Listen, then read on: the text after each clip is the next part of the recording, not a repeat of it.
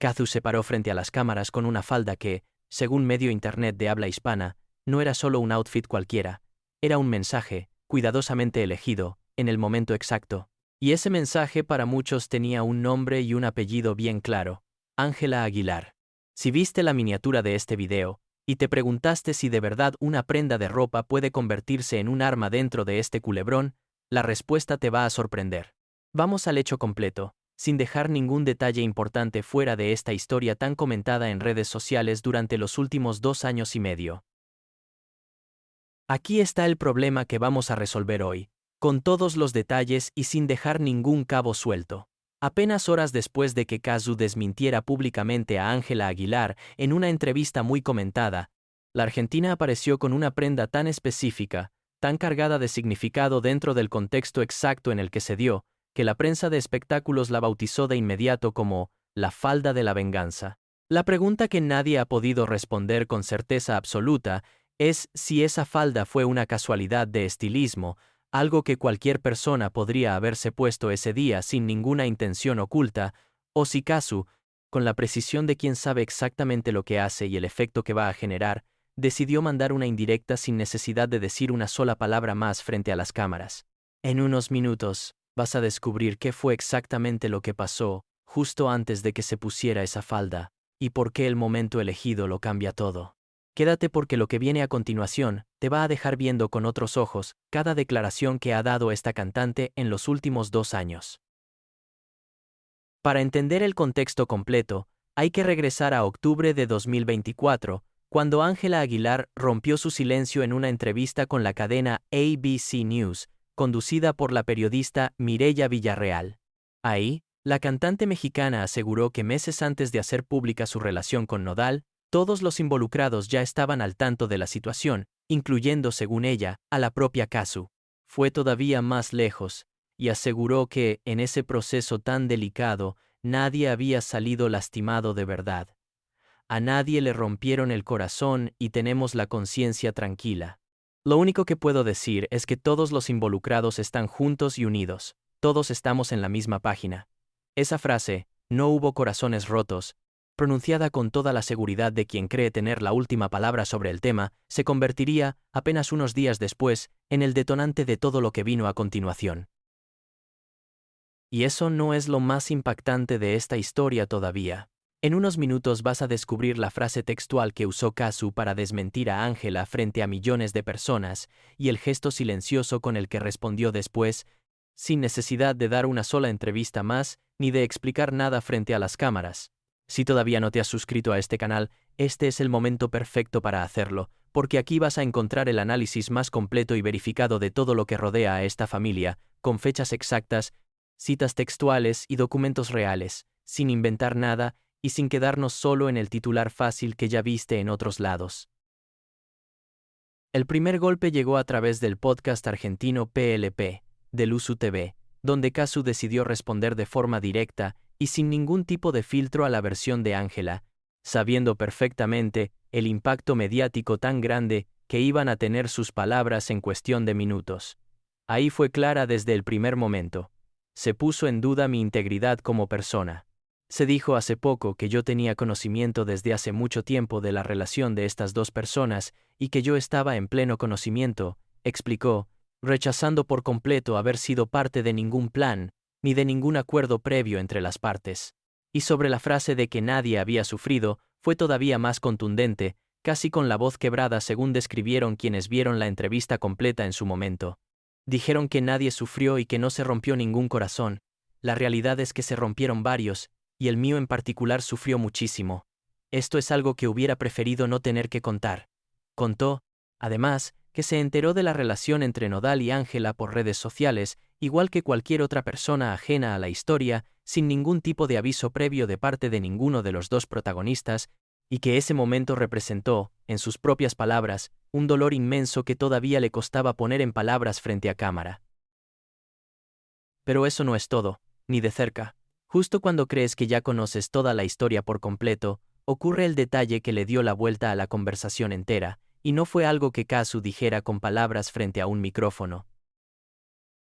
El 4 de noviembre de ese mismo año, Apenas horas después de que esa entrevista se hiciera viral en todos los portales de espectáculos, Kazu apareció públicamente usando una falda con esponjas, una prenda exclusiva y de un diseño muy particular, poco común dentro de su repertorio habitual de estilismos, que de inmediato llamó la atención de la prensa especializada en moda. Medios como Univision bautizaron esa aparición como la falda de la venganza, señalando que Kazu parecía referirse de nueva cuenta a la esposa de su ex, esta vez no con palabras, sino a través de su propio estilismo, en un gesto silencioso pero perfectamente calculado en el momento. El detalle de esa prenda, elegida justo en ese momento tan específico del conflicto mediático, apenas horas después de haber roto el silencio en el podcast, fue lo que llevó a buena parte del público a interpretarlo como una indirecta calculada, y no como una simple coincidencia de guardarropa sin ninguna intención detrás. Este tipo de gestos silenciosos, además, no fueron los únicos dentro de esta historia tan larga y tan mediática entre las dos cantantes más comentadas del momento. Meses después, en uno de sus conciertos más comentados del año, Kazu fue señalada por varios usuarios de hacer una supuesta imitación burlona del estilo o la forma de hablar de Ángela frente a su propio público, un momento que se viralizó de inmediato en clips cortos por todas las redes sociales, aunque la propia Kazu nunca confirmó ni desmintió si ese gesto sobre el escenario estaba realmente dirigido hacia la esposa de su ex. Suscríbete si quieres que sigamos investigando este tipo de historias con hechos verificados, revisando siempre las fuentes originales, fechas exactas y declaraciones textuales, sin inventar absolutamente nada de lo que te contamos aquí. La reacción no se quedó solo en la prensa de espectáculos tradicional. Un psicólogo consultado por medios especializados, Adrián Salama, analizó públicamente la entrevista de Ángela y fue crítico con el manejo de tiempos de la pareja. La gente pensante con capacidad de criterio piensa que lo hicieron muy rápido, eso fue violento, declaró, señalando que si Nodal y Ángela se hubieran esperado un poco más para hacer pública su relación, el respeto hacia Kazu y hacia su hija habría sido mayor, sin importar que la gente igual hubiera hablado del tema en algún momento. Ese tipo de análisis externo, sumado a las propias declaraciones de Kazu, fue lo que terminó de construir el ambiente perfecto para que cualquier gesto posterior, como el de una simple prenda de ropa elegida en el momento justo, se interpretara automáticamente como un mensaje cargado de intención por parte de quien la llevaba puesta. Del lado de Nodal, la respuesta no se hizo esperar demasiado tiempo. Apenas unas horas después de que la entrevista de Kazu se volviera tendencia en todas las redes sociales del momento, el cantante tomó su cuenta de Instagram para hacer una transmisión en vivo, aclarando de entrada, casi de forma nerviosa, que no era su intención generar más polémica de la que ya existía en ese momento. Ahí fue enfático, casi a la defensiva. Estuvimos en buenos términos.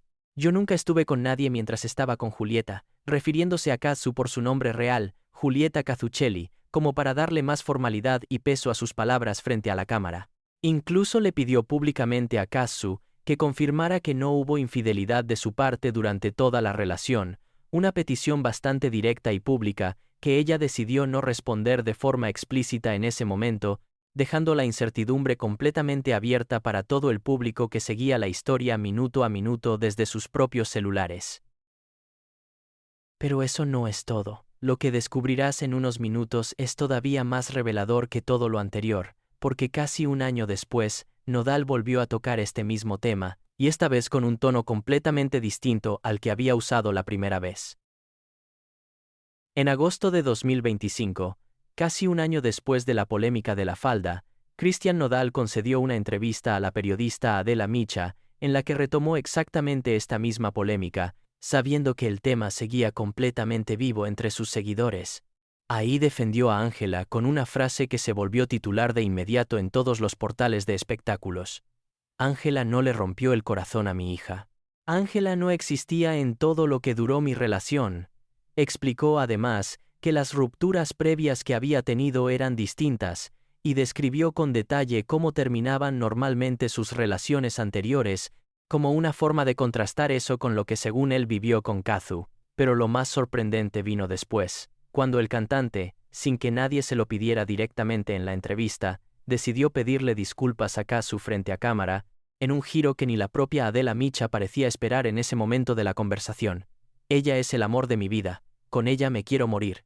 De corazón le pido disculpas a la madre de mi hija, yo me mega enamoré. Una disculpa pública, casi un año después de la polémica de la falda, que muchos interpretaron como una forma indirecta de admitir que sí había existido un daño real hacia Kazu, contradiciendo así la versión original de "no hubo corazones rotos", que había dado inicio a todo este conflicto entre las tres figuras.